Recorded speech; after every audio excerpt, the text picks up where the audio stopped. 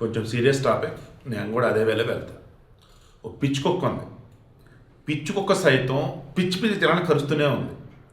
దాన్ని కొట్టేవాడు ఎవడూ లేడు, పట్టుకునేవాడు ఎవడూ లేడు. అప్పుడు ఏం చేసిద్ది? జనాలను కలిసిన తర్వాత కూడా ఇంకా జనాలను కరగడానికి అవకాశం ఉన్నా కూడా ఎచ్చెత్ అని చెప్పేసి వెళ్ళిపోద్ది. ఎందుకు? గణేష్ గోల్డ్ తాకట్టులో ఉన్న బంగారాన్ని విడిపించి కొనబడును. సంప్రదించండి 9966651144. మనం కరుస్తూనే ఉన్నాం, పాపం వాళ్ళు ఏం చేయట్లేదు. అండ్ మొదలు మిగతా వాళ్ళు కూడా ఉన్నారు. అలా కరుస్తావేంటి? చాలులే, రేపు మా చస్తాం కదా. పిచ్చుకొక్క అంటే ఆల్మోస్ట్ అక్కడ చావుకు దగ్గరైంది. అది ర్యాబిస్ వ్యాధి ముదిరిపోయింది అనమాట దానికి. అప్పుడు ఇలా ఇదంతా ఎందుకు చెప్పాను? ఒక రాజకీయ పార్టీ ఉందండి, నిందలు వేస్తుంది, ఆరోపణలు చేస్తుంది, ధర్నాలు చేస్తుంది, నిరసనలు చేస్తుంది, జనాల పట్టుకున్న హడావుడి చేస్తుంది. బట్ అవతల వాళ్ళు అధికారంలో ఉన్న వాళ్ళు వల్పనాలు చేసుకుంటూ పోతున్నారు. చూశారు వీళ్ళు. కొంతమంది అయితే మారతారు, ఇంకొంతమంది అయితే తప్పురా అని చెప్పేసి ఆపుతారు. బట్ వైసీపీ మాత్రం అస్సలు మారట్లా. అగైన్ అదే చేసుకుంటూ పోతున్నారు. నిన్న పీపీపీ విధానం అంటూ ఏదైతే మెడికల్ కాలేజీలో పెడుతున్నారో అది తప్పంటూ, కోటి సంతకాల సేకరణ అంటూ, జనాలను గ్యాదర్ చేసేసి ర్యాలీ అంటూ, గవర్నర్ కలిసి వినతిపత్రం ఇచ్చామంటూ వీళ్ళు చేసినటువంటి డ్రామా ఏదైతే ఉందో అట్ర ఫ్లాప్ అనమాట. ముందుగా ఫిబ్రవరి 9, 2024 అంటే ఆ రోజు ఏపీ అధికారంలో ఉంది ఎవరు? వైఎస్ఆర్సీపీ. ఆనాడు ఉన్నటువంటి parliament standing committee on public health and family welfare అని చెప్పేసి ఒక కమిటీ వేశారు. అందులో లోక్సభ సభ్యులు, రాజ్యసభ సభ్యులు అంతా ఉన్నారు. అందులో లోక్సభ సభ్యుడు అయినటువంటి ఎంపీ గురుమూర్తి, తిరుపతి ఎంపీ జగన్మోహన్ రెడ్డికి బాగా అత్యంత సన్నిహితుడు. అండ్ జగన్మోహన్ రెడ్డి ఆనాడు పాదయాత్రలో సేవ చేసిన వాడు, వైద్యం చేసిన వాడు గురుమూర్తి. సో ఈయన వన్ ఆఫ్ ద మెంబర్ ఆ కమిటీలో, పార్లమెంట్ స్టాండింగ్ కమిటీ. ఆ రోజు అందులో ఏం మెన్షన్ చేస్తే తెలుసా? పబ్లిక్ ప్రైవేట్ పార్ట్నర్షిప్ ప్రాతిపదికన మెడికల్ కాలేజీలో పెట్టాలి అన్నారు. అలా పెట్టినప్పుడు ఏమైంది? ప్రభుత్వ కాలేజీలుగానే ఉంటాయి, బట్ దాని మీద పర్యవేక్షణ వచ్చేసి కానీ దాని మీద రిమైనింగ్ అన్నీ కూడా ఎవరికి ఉంటాయి? ప్రైవేట్ వాళ్ళకి ఉంటాయి. అన్నీ ఏంటి మరలా కొన్ని అజమాయిషి మొత్తం ప్రభుత్వం అందే. ఓన్లీ అందులో ఉండే పనులు చక్కబెట్టుకోవటం, డెవలప్మెంటు, ఇన్ఫ్రాస్ట్రక్చర్ ఏర్పాటు చేసుకోవడం, లైక్ ఇవన్నీ కూడా ప్రైవేట్గా ఉంటాయి. ఇక్కడ కూడా మరలా సర్టన్ టైం పీరియడ్ వరకు అంతే. ఫర్ ఎగ్జాంపుల్ జిఎంఆర్ ఎయిర్పోర్ట్ తీసుకోండి. వీళ్ళు జిఎంఆర్ కావచ్చు, లేదన్నప్పుడు లోకల్గా అన్నప్పుడు నేషనల్ హైవేస్ తీసుకోండి, కొన్ని బ్రిడ్జిలు తీసుకోండి. సింపుల్గా చెప్పి సింపుల్గా చెప్తే మీకు అర్థమయ్యేలాగా రోడ్డు టోల్ గేట్ ఉంది. ఆ రోడ్లు ఎవరైతే వేశారో వాళ్ళకి కొన్ని సంవత్సరాల పాటు ఈ టోల్ ట్యాక్స్ వసూలుచుకునే విధంగా టోల్ గేట్లు ఇస్తారు అంతే. వాళ్ళకి ఇచ్చిన 10 సంవత్సరాలు 20 సంవత్సరాలు అయిపోయాయి. దాని టోల్ గేట్లు ఎత్తేస్తారు, ఆ రోడ్డు మీద ఎవరైనా వెళ్ళిపోవచ్చు. అండ్ దాని మీద సర్వ హక్కులు గవర్నమెంట్గా ఉంటాయి. ఈవెన్ టోల్ గేట్ ఉన్నా దాని మీద హక్కులు వచ్చేసి గవర్నమెంట్గా ఉంటాయి. ఆ రోడ్లు కానీ రిమైనింగ్ అన్ని కూడా గవర్నమెంట్ చేతుల్లో ఉంటాయి. వాళ్ళు ఇప్పుడు పబ్లిక్ ప్రైవేట్ పార్ట్నర్షిప్ ప్రాతిపదికన ఏవైతే గవర్నమెంట్ మెడికల్ కాలేజీ ఏర్పాటు చేస్తున్నారో అవి గవర్నమెంట్ కాలేజీలే. కాకపోతే అందులో మేనేజ్మెంట్ కానీ రిమైనింగ్ కానీ నిర్వహణ కానీ ఇవన్నీ కూడా ప్రైవేట్ వాళ్ళ చేతులు ఉంటాయి. అది కూడా 10 సంవత్సరాలు, 15 సంవత్సరాలు, 20 సంవత్సరాలు ఉంటాయి. అంటే వాళ్ళు రాసుకున్న దాని ప్రకారం. గతంలో జగన్మోహన్ రెడ్డి అధికారంలో ఉన్నప్పుడు ఏ ప్రభుత్వ మెడికల్ కాలేజీలో అయితే ఉన్నటువంటి 100 సీట్లలో 50 సీట్లు ఫ్రీ, 50 సీట్లు మొత్తం ప్రైవేటే.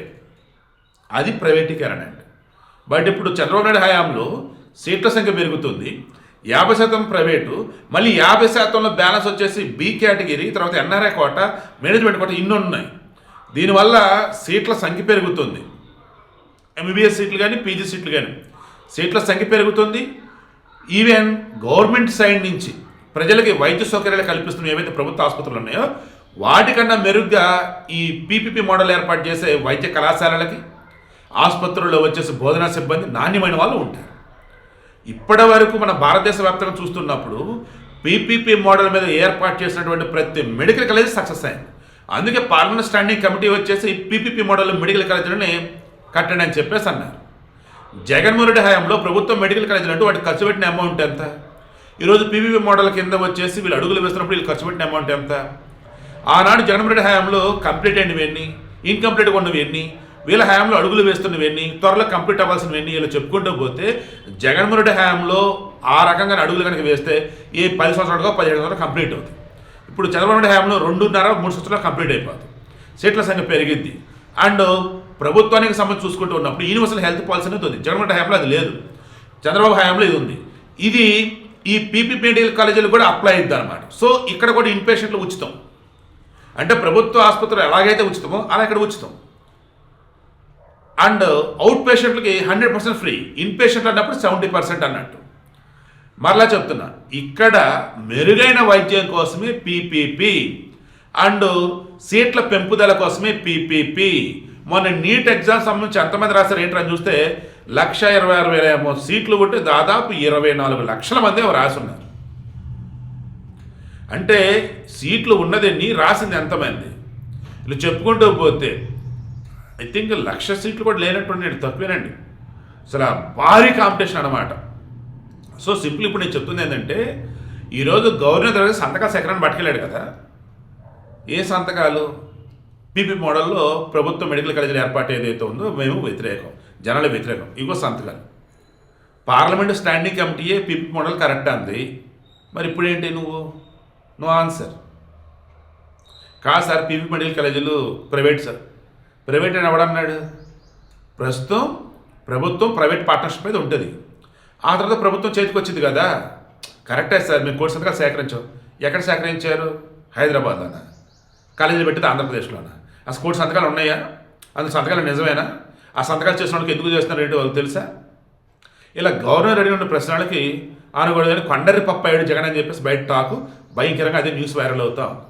సో నేను ఇంతకుమించి దిగజారలేను కాబట్టి ఓపెన్గా మాట్లాడదాం. నిన్న ఈ ర్యాలీకి వచ్చిన జనాలు ఉన్నారు కదా, వారిని కొంతమంది మీడియా వాళ్ళు క్వశ్చన్ చేశారు. సేమ్ గ్రాడ్యుయేట్ ఎమ్మెల్సీ ఎన్నికలప్పుడు సజ్జల రామకృష్ణ మా ఓటర్లు వేరే ఉన్నారని బిల్డప్ ఇచ్చాడే, అలా ఎవరు నీళ్ళు ఓటర్లు అని చూస్తే 7వ తరగతి తప్పిన వాళ్ళు, 8వ తరగతి తప్పిన వాళ్ళు, 10వ తరగతి తప్పిన వాళ్ళు. మళ్ళీ నించుంది ఓటేయడానికి ఏంటి? డిగ్రీ పాస్ అయిన వాళ్ళు మేము అని చెప్పేసి ఓటేయడానికి. ఏమ్మా ఏం ఓట్లు ఇవి అంటే, ఏమో తెలియదు సారు, మా వాలంటీర్ ఇచ్చాడు ఓటేయమని అన్నాడు, వచ్చాము అన్నారు.